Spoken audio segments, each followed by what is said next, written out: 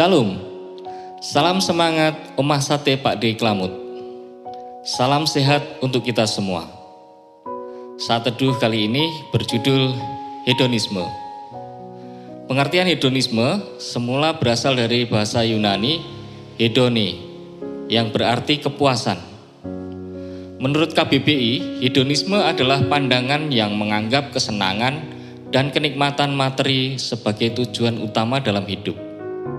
Sedangkan menurut Wikipedia, hedonisme adalah pandangan hidup yang menganggap bahwa orang akan menjadi bahagia dengan mencari kebahagiaan sebanyak mungkin dan sedapat mungkin menghindari perasaan-perasaan yang menyakitkan. Hedonisme merupakan ajaran atau pandangan bahwa kesenangan atau kenikmatan merupakan tujuan hidup dan tindakan manusia. Sehingga gaya hidup hedonisme ini bisa mengambil alih Tuhan, Allah yang kita sembah dan kita muliakan, kita ganti dengan kesenangan duniawi atau hedonisme.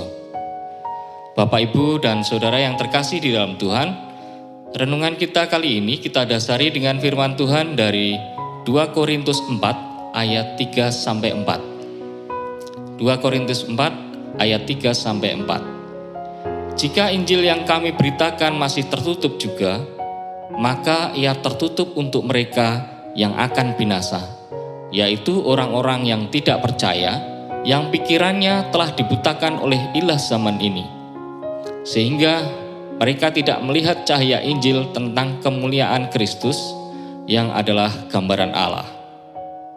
Dalam suratnya, Paulus menunjukkan adanya ilah zaman ini. Ilah zaman ini menunjuk kepada semangat atau gairah zaman yang menguasai sebagian besar manusia pada zaman itu. Ilah di sini sama dengan berhala. Pada dasarnya, berhala sama artinya objek yang disembah dan dipuja. Allah yang benar dan satu-satunya yang layak disembah adalah Tuhan semesta alam, pencipta langit dan bumi, Tuhan Yesus Kristus. Yohanes 1 ayat 1-3. Secara tidak sadar, ketika kita mengagungkan hidup dengan segala kesenangan duniawi yang ada, akan membuat kita lupa bahwa yang patut kita agungkan hanyalah Tuhan Yesus, Allah kita yang hidup. Sehingga gaya hidup hedonisme ini menjadi berhala atau ilah lain bagi kita, dan seringkali kita tidak menyadarinya. Dalam Galatia 5 ayat 19-21 tertulis, perbuatan daging telah nyata, yaitu percabulan, kecemaran, hawa nafsu, penyembahan berhala, sihir, perseteruan, perselisihan, iri hati, amarah, kepentingan diri sendiri, percideraan, roh pemecah, kedengkian, kemabuan, pesta pora, dan sebagainya. Terhadap semuanya itu, kuperingatkan kamu, seperti yang telah kubuat dahulu, bahwa barang siapa melakukan hal-hal yang demikian, ia tidak akan mendapat bagian dalam kerajaan Allah.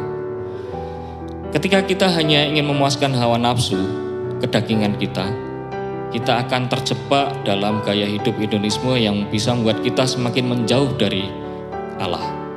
Kita membuat Allah menjadi nomor yang kesekian, bukan yang pertama. Orang Kristen kaya dan makmur tidak salah, bahkan merupakan berkat dari Tuhan. Tetapi kita harus berhati-hati terhadap hedonisme yang menjadi kesenangan semata-mata sebagai tujuan hidup.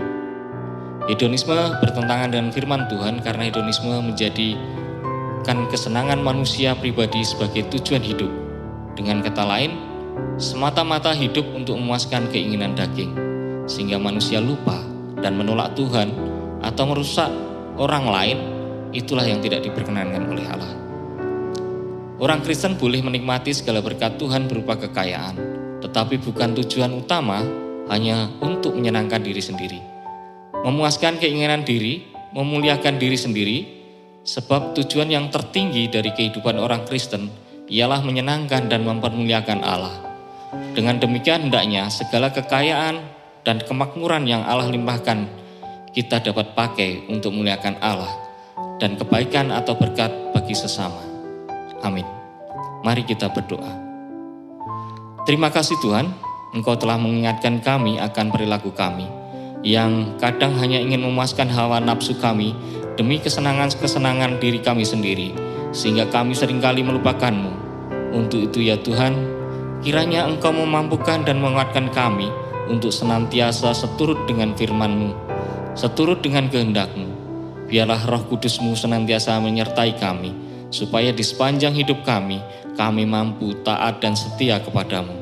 Terima kasih Tuhan, di dalam nama Yesus kami berdoa. Amin. Demikian saat teduh hari ini. Selamat pagi, selamat beraktivitas. Tuhan Yesus memberkati. Sampai jumpa lagi dengan Omah Sate Pak Diklamut. Shalom.